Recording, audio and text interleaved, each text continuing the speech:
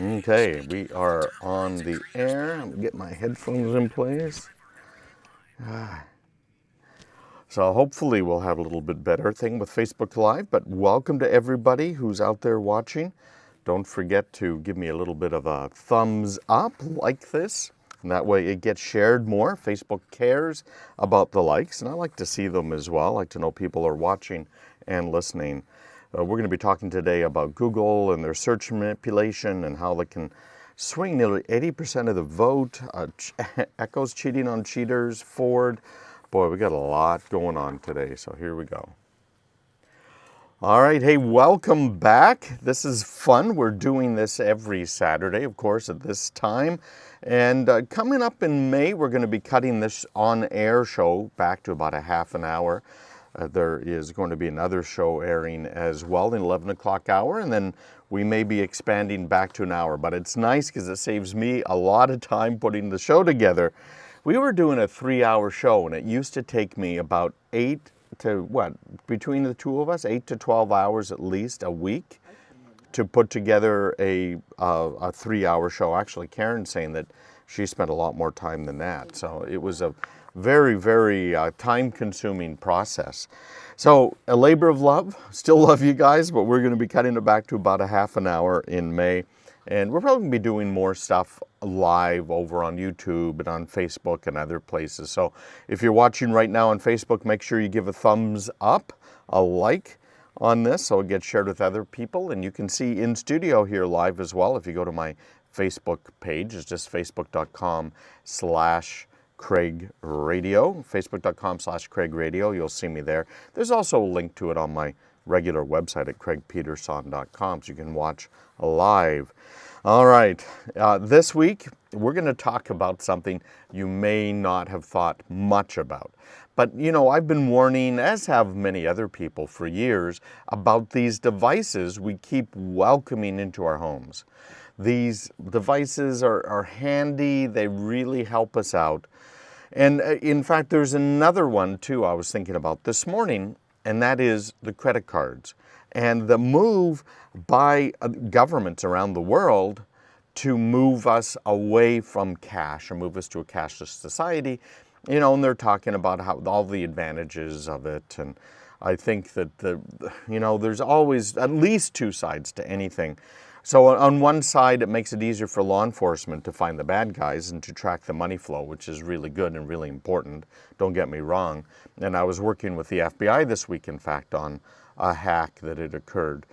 But, you know, on the other side, it's do you really, really want people to know everything that you've done? So, for instance, when we're talking about a cashless society, do you want government to know that you bought a gun? Or maybe you bought something that down the line, you know, is going to come back to haunt you. Or how about you bought something for your girlfriend and you don't want it to show up on the statement, or for your wife or husband, right? We got Mother's Day coming right up. Do you want to have that information right there in the credit card statement for her to see? Or would you rather kind of keep it a secret? There's lots of legitimate reasons to keep these things secret. And then I'm not so sure I trust the government when it comes to electronic currencies for so many other things as well. It shuts down a lot of the underground economy, which again can be really good if we went to digital currencies, where you couldn't have drug dealers buying and selling their stuff on the street. What are you going to do, trade in diamonds? Or I heard someone today in a podcast saying, yeah, we're going to trade refrigerators. Right? How is that economy going to work? How could it possibly work if there's no cash? How do you exchange value? And I talked about an FBI briefing that I had where they were talking about how money is moving, and they made just a phenomenal point about how the movement of money gets blocked, and it gets severely blocked because you have what's known as the prisoner paradox. None of the prisoners in prison trust each other, so they can't collude enough together to be able to break out, right? You don't think the prisoners could break out? How many guards are on active duty at a time when the prisoners are there? They could, right? It's possible, very possible. But because they can't trust each other, They can't set something up. They don't know if someone's going to follow through, if they're going to squeal on them, right? All of those types of things.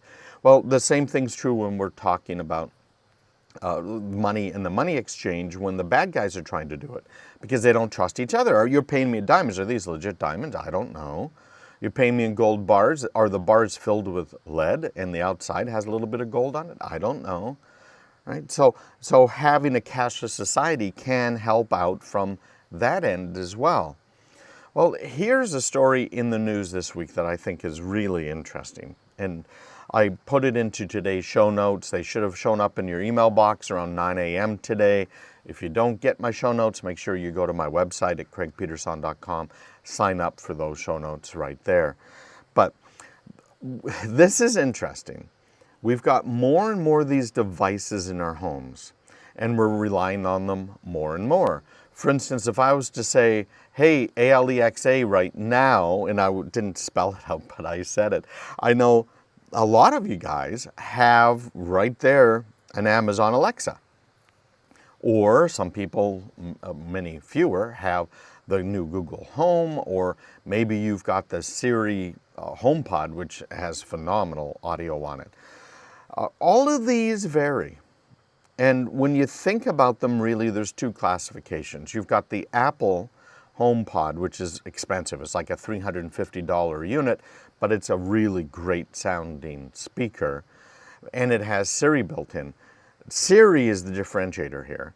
And then you have the other guys, which are all of these devices. I think Sony's making something now that's based on the Amazon Alexa. You've got Google and their Home, and there's a number of other companies that are basing it on the Google Home platform. The big difference between those two platforms is that on the Apple side, they anonymize everything, and they don't keep all that information as handy. Now, this week, I reached out to Apple. I found a way that's supposed to work to find out what does Apple have about me. Now, we already know that you can do that for Facebook, and I've done that, and it was crazy the amount of stuff they had. You can do that for Google, and I've done that, and I've turned off a lot of it in both Google and Facebook, but I'm not sure what Apple has. So if this is successful, I'll definitely let you guys know what I did and how you can do it as well to find out what Apple knows about you. But Apple's real claim to fame is we are keeping your data safe. So when we get back, we're going to talk about what's happening over on the other side of the aisle, where you've got the Amazon Alexa and you've got the Google Home and you've got some of these other devices. So stick around. We'll be right back. You're listening to Craig Peterson. Hey, if you have any questions or comments, you can send them right now. Just text, open up your phone, SMS, text me. Yeah, it's recorded, okay, if you're SMSing. Text me at 855-385-5553. We go over those. I look at those here, usually during the commercial breaks on air, but I try and answer your questions right away. 855-385-5553. Stick around. We'll be right back.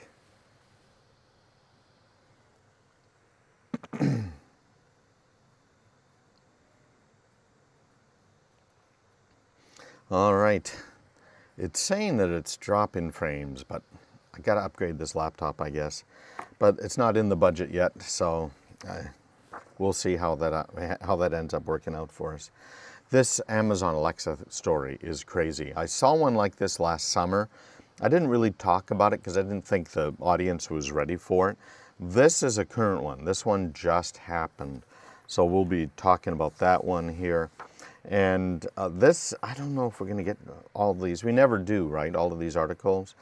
But this whole thing about Ford was really interesting. I went and saw Rampage, the movie with Dwayne Johnson, The Rock, in it.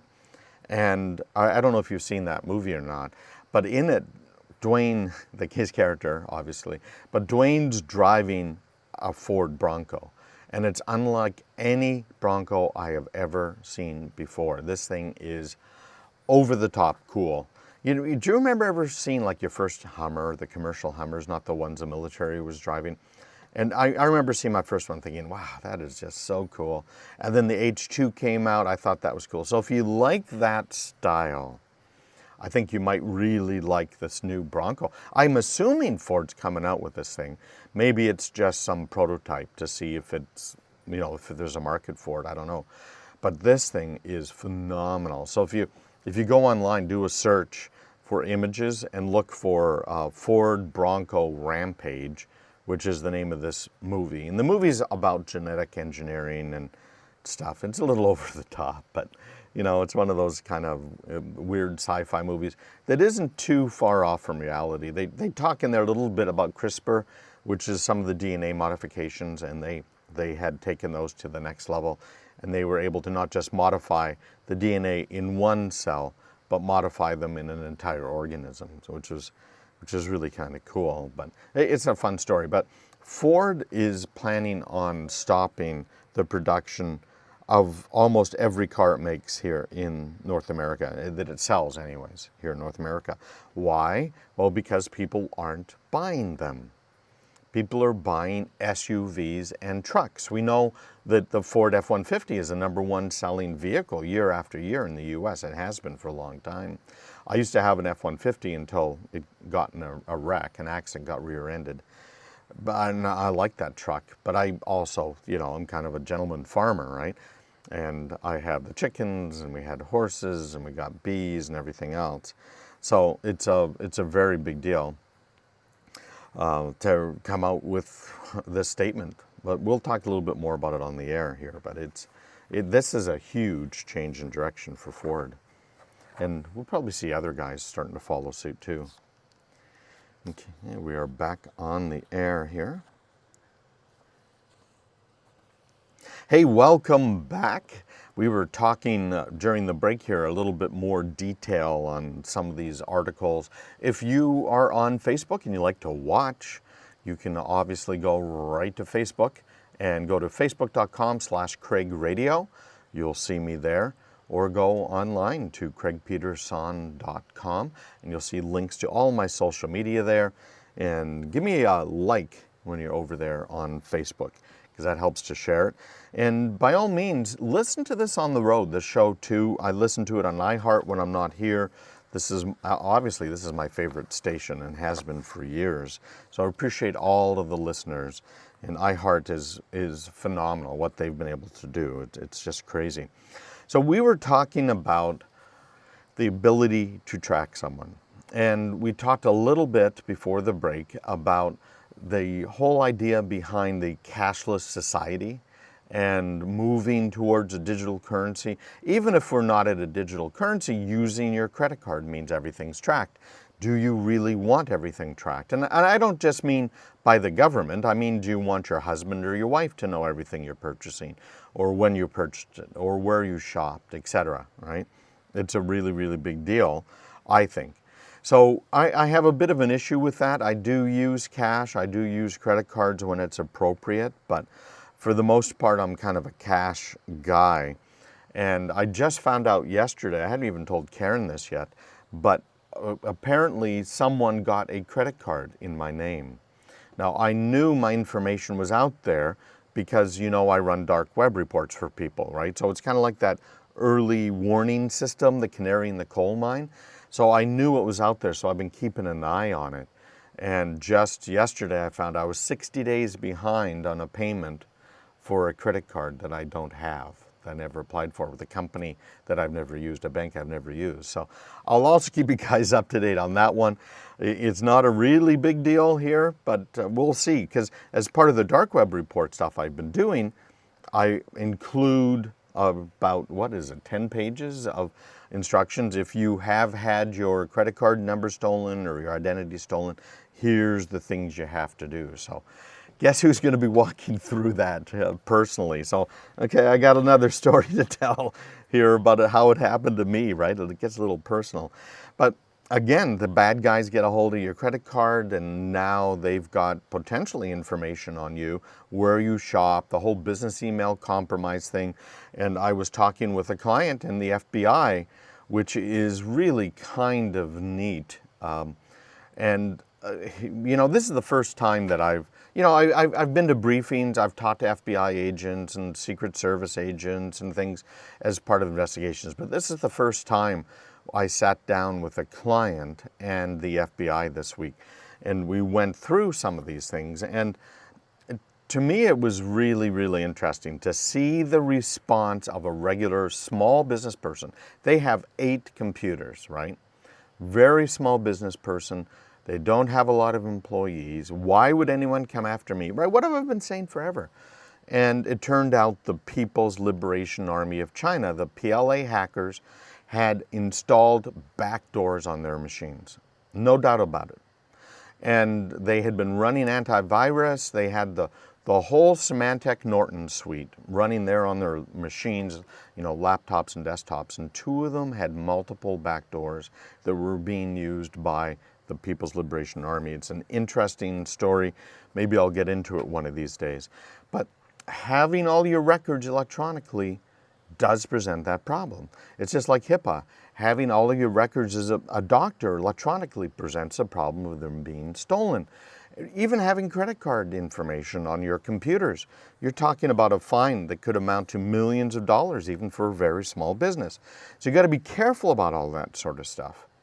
Now we've got these devices like the Amazon Alexa and Google Home and our Apple HomePods, or even on our phones, the Siri and all of these apps on our phones, our Android phones and others. And by the way, again, get rid of Android. What did we find in this business? We found also infected Android devices and phones. So how's that for a really big deal? Yeah. And in this case, the FBI wasn't coming out to try and do any sort of prosecutorial thing. They were just trying to do some investigation. So that's a really good piece of advice. And we got a couple of questions that came in we'll answer here after the break. I want to finish this about the Alexa. They want to asking about secure emails and what's good antivirus software out there. But bottom line, here's what happens. These devices sit and listen. Now, remember, the Alexa had problems historically because it was basically always streaming.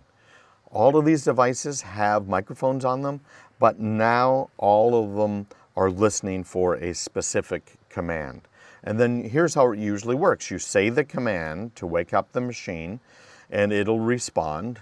And now you give it a command. And basically what it does at that point is it records 30 seconds worth of audio and sends it up into the cloud. And once it's in the cloud, it goes to a data center and it's analyzed to figure out what it is you're asking for. And then the data center is what is responding to your device, right? Not necessarily even your phone nowadays. So it could be one of these little echo boxes that are out there. Well, think about what happens now. You can find out from Amazon everything you've purchased, right? You know that. Go to your order history. You can also find out from Amazon all of the data they've been keeping from your Alexa. So people have figured that out, and it's really interesting because now we have people who have found out about their cheating spouses from their Amazon Alexa. Think about that one for a minute, okay? Really interesting. There were some tweets that were out there this week from someone here who found out that this young lady's boyfriend had been cheating on her. And so her best friend made some tweets about what was going on and copied some stuff.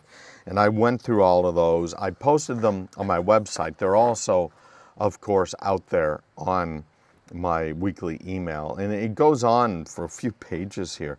It is really getting rather juicy. So, what did she do? Well, it was found out because of something weird that had happened. So, without getting a lot of details there, you can read all the details on my website if you want to get into it, because it's a fascinating story at craigpeterson.com. But she then went to her history on Amazon. Now remember, Amazon's keeping all of this data. So she was able to see someone asking about things. So what's the temperature today, right? Think about that. Do you ask, how many times do you ask that of your smart device? What's the weather like today? Or when are the Red Sox playing? Well, what Amazon's also doing is they're recording you asking that question. So Amazon lets you see. So she went, she found some of these questions and played them back and found some questions that were asked in a woman's voice, because she got to hear the voice that she didn't recognize, and it wasn't her. And she knew when the command was given, because that's all part of the history. She knows what the command was, and now she knows there was another woman there in the apartment. So how's that for interesting? Another story, a similar one about a guy named Jared that's out there too. But think about that. You've now invited into your home a device that's monitoring you. Do you really want it to know all of this stuff? And the big difference, remember I said one side of the aisle, if you will, is Apple, where they are trying very hard to keep your information safe. And the other side of the aisle is Google and Amazon, where they are really trying to get every bit of information they can about you so that they can now use it for advertising purposes. And Facebook, by the way, I don't know if you knew this or not. I think I mentioned it on the show a couple of weeks ago, but Facebook was planning on coming out with their own smart speaker for your house. And they apparently at least paused, if not canceled, that project when all of the stuff hit the fan here over the last few weeks with all of the data collection Facebook had been doing and some of this bad press about some of their competitor devices. All right, when we come back, we're going to answer a couple of questions that came in. We're going to answer a question about secure email, PCmatic we'll talk a little bit about. We're going to also get into the Google search manipulation. Now this is fascinating. It's been at least a year since I talked about what you can do to poison Google results, but how this could influence an election. In fact, it's estimated that it would influence up to 80% of all voters in the US. But it's not just the US this could happen, and this is worldwide. So stick around, we'll be right back, and visit me online, craigpeterson.com. Okay, we are off the air now for the break. I think we're moving to 11:30, I think in May is when we're moving to for the radio show. We're not going to get to this, but this has, I don't know if you guys, if you're in business, you got to know this. The European Union came out with regulations that went into effect 2 years ago. It's called the GDPR, and it's basically privacy regulations. So 2 years ago they went into effect, but they get teeth coming up toward the end of May 25th. And those teeth are kind of interesting because there's fines, but you know, it's kind of a good luck finding me. I'm in the US, you're in Europe, right? And then there's also the other side where the European Union threatened to put up kind of like the Great Firewall of China that will block US sites that do not conform to the GDPR. Now this isn't going to happen instantly. This will take some time. The European Parliament still has to mess around with some of this stuff, but it's a really big deal. And because of the GDPR, everybody has changed their privacy policies. Now, not all of them will affect you in the US or in other countries, but it's kind of interesting to look at. What I've done is I put an article up, and you probably saw this in your feed this morning if you are a subscriber. This is over on Salon Magazine, and it's all of the tools you can use in order to help keep your data safe, your information safe when you are online.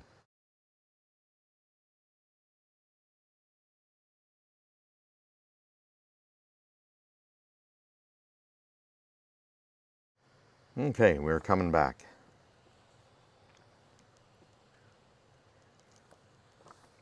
Hey, welcome back. I appreciate all of the comments we get.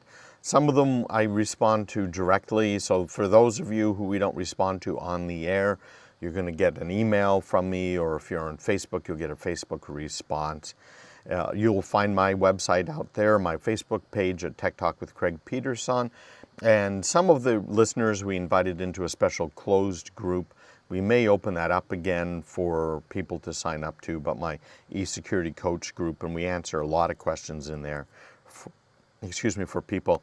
But I love these two questions that came in. They came in fact, both of these that I'm going to answer right now are from one listener, but I think it's important that everybody hears about this. First of all, is there an email service that is secure, okay, and isn't tracking you and isn't keeping all of that information, right? So if you're using Google, and in fact one of my clients is one of these SAUs, which is kind of like a super school district, they just switched over to Google, okay, for all of their stuff. And it's interesting because Google's got this essentially free plan for schools. You have to pay a little bit for the administrators and the teachers, but pretty much all of your students are free, and the stuff they need to do is free. So how are you going to compete with that? You've got Microsoft that has some good secure email services online, but you have to pay. And if you want real good services where they're backing up, they're keeping logs, which by the way is required, depending on what type of business you are, is required, then it gets really, really expensive. Well, when we're talking about email, you have to kind of remember, bottom line, it's not secure. If you want to send a message to somebody else, you're going to have to use one of the secure messaging services that are out there. That's the only way to do it. Something that it's end-to-end encryption, it's going from your device to their device, and that way it's kind of kept secure. It's destroyed on the other end when you send something, right? So that's the only way you can really keep secure. And I can tell you that the Facebook Messenger is not considered secure. It's just not secure at all. There are some that are out there that you might want to use that are available. Some of them are Android only. Some of them are iPhone, iOS only. There are some that kind of cross the board. The Apple Messenger is pretty secure out there, okay? So that's a good thing to know. But in this post-Snowden age, really, we're all trying to understand, what do we do? What should we do? How can we do it? How can we keep all of our data secure, okay? So there are some things out there you should look at. Signal is the one that I use, Signal. This is a free app. It's available on Android and iOS, and it is using the latest, greatest, bestest technology to keep your messaging secure. So email, not secure, although there are some things we'll talk about in just a minute. Apps like Signal, they are secure. Now, if you really want some security, Signal will let you not just send messages, but Signal will let you make phone calls, video calls as well. Silent phone, these are the guys that I am very impressed with. I mean, over the top. The company's called Silent Circle. They have a phone called Black Phone, where they've taken an Android code base and they've gone through it and they've cleaned it up and they have really, really secured it. So it's very cool, and your encryption keys are held by you. They're not held by Silent Circle. So look at those two if you're interested in secure messaging. Again, it's Signal, Signal, and the other one is Silent Phone, Silentphone, just like it sounds, okay? Now, when you're talking about email, there is a protocol that's basically the same one that's used for a secure web browser. So if you go to HTTPS, by now everybody knows about that, right? And there are public keys that are shared, RSA encryption, etc. There are protocols now on email that makes it so that when it leaves your mail host and ends up on the other mail host, right in between, it's secure, it's encrypted. But you still have the mail that went through your mail server or your upstream mail server. like Google or AOL or whatever it might be. And you now have the email unencrypted at the far side on that server because, of course, you have to have it encrypted. Now, you can keep your mail secure. I want to say this. I don't want you to get misled. By using something like GPG, which is based on PGP. So GPG, Golf, Papa Golf, which is something that was developed years ago. I actually helped just a minor bit with the development. Phil Zimmerman did it. But it uses your regular mail account, your regular mail host, and you are sending encrypted mail from you to the recipient, and now the recipient has to decrypt it. So that's probably a very good way to do it. Proton Mail is one you might want to look at. Proton, P-R-O-T-O-N-M-A-I-L. This is a free, open-sourced, encrypted email provider. They're over in Switzerland. It works from any computer through the website, and there's also Android and iOS mobile apps on it. You know, can people get their hold of the message? Bottom line, when it comes to Proton Mail, nobody can get it. Proton doesn't even keep it in an open format. It's all encrypted. The only person that can decrypt your encrypted mail messages is you with your password. Nobody else. The government, the ISP, etc. They cannot decrypt it. In fact, Proton Mail is so secure that it cannot recover your emails even if you forget your password. So don't forget it. Use a password manager like LastPass or 1Password, which is the one I use, is 1Password. So the decryption happens when you log on, so they don't have access to a means of decrypting emails without the password or some sort of recovery thing out there. So there's pros and cons to both of them, but look it up. I personally tend to use, if I have something that needs to be encrypted or digitally signed, I typically use GPG. And I had a key years ago that was signed by Phil Zimmerman himself when I was working with him on some of that stuff. Now, as far as antivirus goes, this is a really good question, because what is the best one out there? I gotta say, they all pretty much stink. We just finished doing an anatomy of an attack. So we have a chart that I can share with you. You'll have to reach out to me directly if you want it right now. We're not releasing these publicly. But what we did is we went through, here's how attacks happen against businesses. Because we have a lot of customers, a lot of small businesses, and they wanted to know, saying, hey, listen, just like this one this week, I've got Norton, I've got Symantec. It's, you know, Norton's telling me, in fact, the people they bought it from said it's at least 70% effective, which, first of all, wow. It's only 70% effective, are you kidding me? In reality, it's a lot less, because there are so many ways to attack.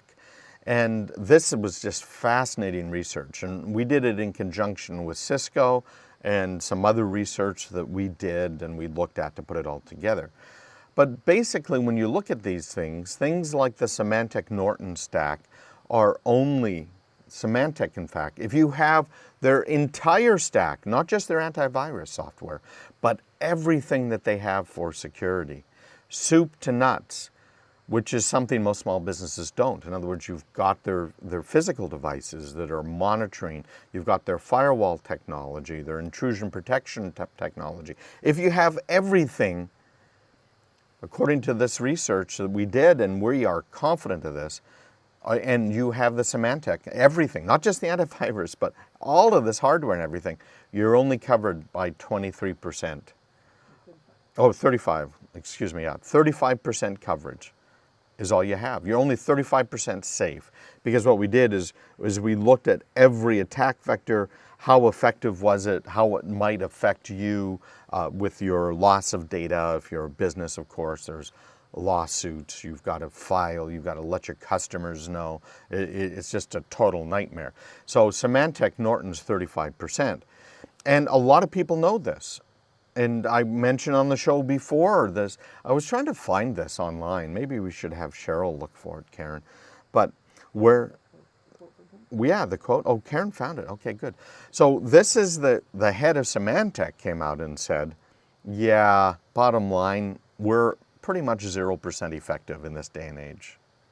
And that's true of every piece of antivirus software out there. You've got to have a whole stack of protection all the way up. So when we found, let me give an example. One of our clients this week, there was an attack from China, and it made it into his VPN controller. He has a SonicWall VPN, right? Very common.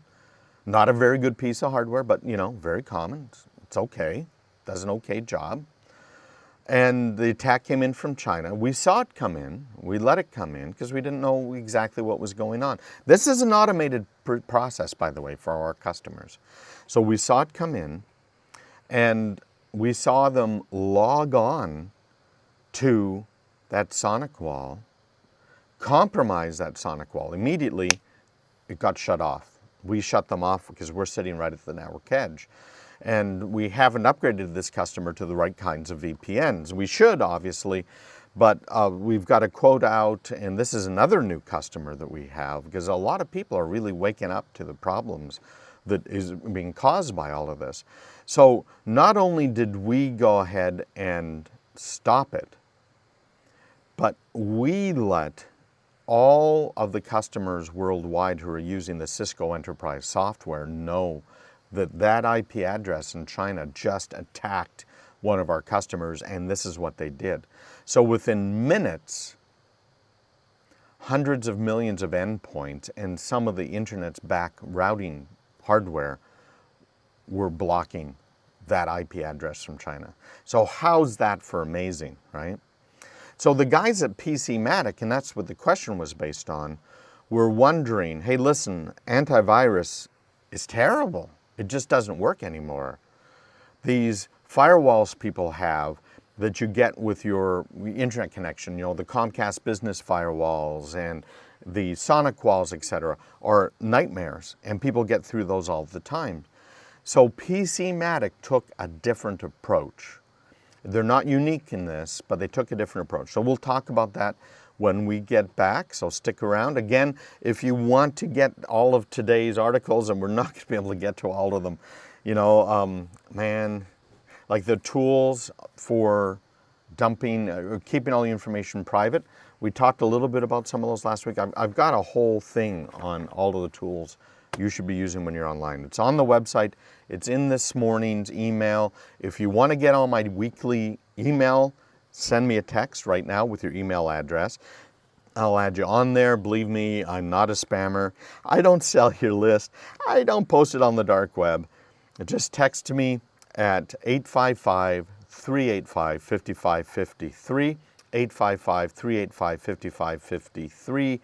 Your email address will add you to the list, or just ask to be added, and we'll respond back to get you going. When we come back, we'll talk about the PCmatic. Does it make sense? How does that type of antivirus stuff work? And we've got a couple more articles hopefully we'll be able to get to today, but I'm not holding my breath. Stick around. We'll be right back. You're listening to Craig Peterson. Okay, we are off the air for the last break, so hold on a sec.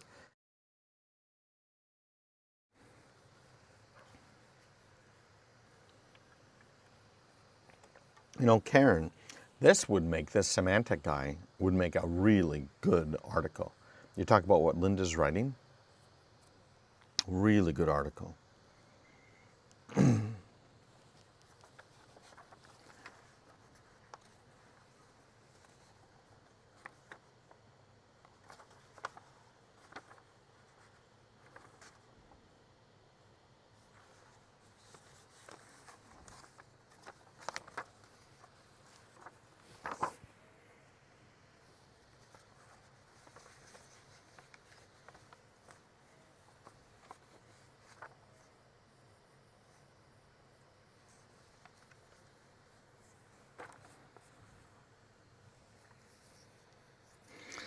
Okay, so we've got this Atlanta thing. I'm going to try and mention this on the air, where they spent $2.6 million to recover from their ransomware, $52,000 ransomware.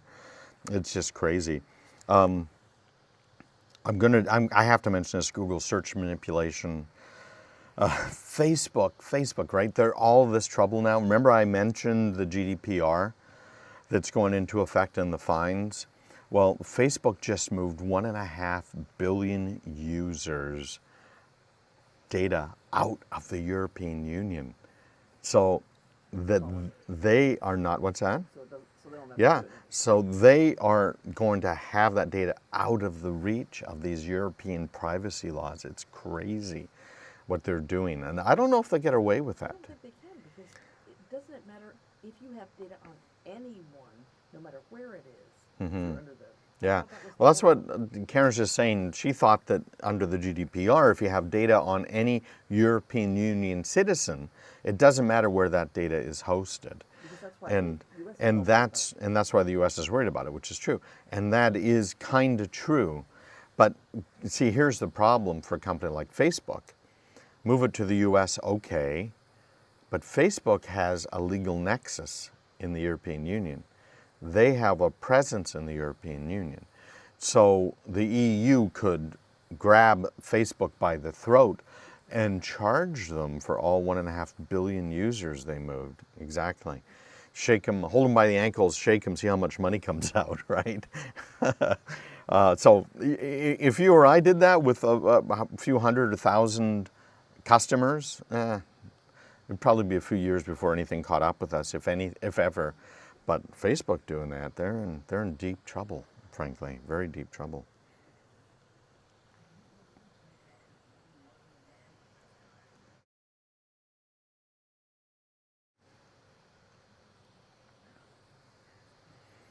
Hey, welcome back. I had a couple of people during the break ask to be signed up and see if I can send them something about the antivirus. Maybe we should do a little informational webinar on that, Karen, where we talk about it and the effectiveness and the different types. Yeah, I'll maybe do a Facebook Live. I'm starting to do webinars more and more because so many people are upset with Facebook. They don't have accounts. I have not been really good about using my Facebook account. I have to admit that. So by doing the webinars like we did the last one, it's been very, very effective. So we'll see what happens. We'll try and do something maybe this week or next. So we were talking before the break about the different types of antivirus and the approach to malware and hackers, which does vary a lot from person to person, company to company. It's a very, very big deal. So when we're talking about the normal stuff, okay, so this is the stuff that came with your computer that you bought at Staples for $100, etc. So it's the Nortons, the Symantec's, the McAfee's, the list goes on and on. I can't think of them all right now, but I'm sure I missed a few dozen, right? I've got this chart showing, yeah, I've got this chart showing all of the people in the industry, and there are hundreds, okay? So I'm just gonna name those three right now. So when it comes to them, they are basically 100% ineffective because they don't let stuff through. Was Symantec the best one, Karen, at 35%? Who was the best? Trend Micro. So if you have all of the Trend Micro stuff, we're not just talking about the endpoint stuff you install on your computer, but if you have their firewall, their intrusion detection system, their intrusion prevention system. So if you spent tens of thousands of dollars with Trend Micro and you have all of their anti-malware software, etc., you get to where? What was the number? 52? It was high. It was right around 50% effective, okay? That's how bad it is. Versus what we're doing, which is, in reality, it's 99% effective. We are taking the best of the best of the best from multiple places. But back to our question here. And if you're interested in me doing a webinar on the antivirus software so we can talk about it and help you understand and get you on the best stuff, let me know. Just text me 855-385-5553. I'd like to know if you're interested in that as a topic, because I'm more than glad to do that. Spend a little time, put together a little presentation, and we'll talk about it. But when it comes to PCmatic, it's interesting because they've taken a much different approach than most vendors. So in the case of all of these normal guys, they have what's known as a blacklist. They have signatures of various types of viruses. Now, that is only effective so far as we've been talking about. Frankly, 10, 20% effective. they're not effective against zero-day attacks. They take weeks or months to fix their stuff. And this is true for the Microsoft stuff as well that comes for free with your Windows 10 and 8 and 7, I think is when they started it. It's just not very effective at all, which is frankly a very big problem. So blacklist is one way to do it. Then you have another approach which is called behavioral, and it just looks at software to see how it behaves. Now we are doing blacklist and we're doing behavioral. And so in that case, what happens is it looks at it and says, wait a minute, this software is trying to do something that really smells kind of malicious. So at that point, we stop it and we look at it, we sandbox it. It's all done kind of automatically. The signatures are shared with Cisco Talos, which is the #1 security company in the world. They are just amazing. I can't say enough good things about them. And then Cisco Talos looks at it and says, okay, this is not a threat, and it lets everybody know that's using Talos as a backend that everything's fine. Now, a lot of these companies have their own kind of Cisco Talos-y thing going on, like the Symantec's and the Trend Micros and others, but they don't have all of this infrastructure in place. So blacklist, behavioral, and then there's whitelist. Now, whitelist is the simplest way to do security, and that's what PCmatic does. It is not 100% effective, and it is extremely annoying if you're using it, because here's what that means. It means that PCmatic and the whitelist software, they're not the only ones, that software now looks at the program you're running, does a checksum on it to see if it's been modified, and tries to decide whether or not that's a legit program for you to run. So what happens now is they've got the signatures of all of the standard releases of Word and various other pieces of software, so they know about it. You don't have to keep reauthorizing all the time necessarily. But they get it wrong. So you get interrupted in your work flow at home, and now you get to be the security expert. Right? Are you trained in this? That's the part I don't understand about the PCmatic whitelist approach, is now they ask users, is this okay? Now think about that when it comes to your Android phone, or think about that on your iPhone, or think about that with Facebook and many others.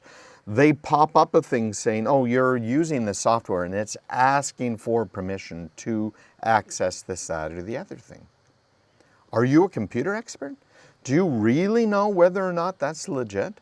Whether or not something evil has happened, right? You don't. And so that's what I don't like about the whitelists, and that's what I'm not fond about PCmatic for. Now again, it's really quite safe. It is the easiest form of security that you can put in, but it's also requiring you to be something of a computer expert. That's why I don't like it. That's why I don't use it with my clients. We enforce things looking at all kinds of heuristics, all kinds of, look at it from every side and try and figure out whether or not it's legit. And from that, we're able to keep them safe. As I said, we have a 99% coverage on these attack vectors. So it's very good. And you can't just use one approach, you have to use multiple approaches, and it gets complicated. As I said, if you're interested in learning a little bit more about what the right kind of software is to use, let me know. We'll do a webinar on it.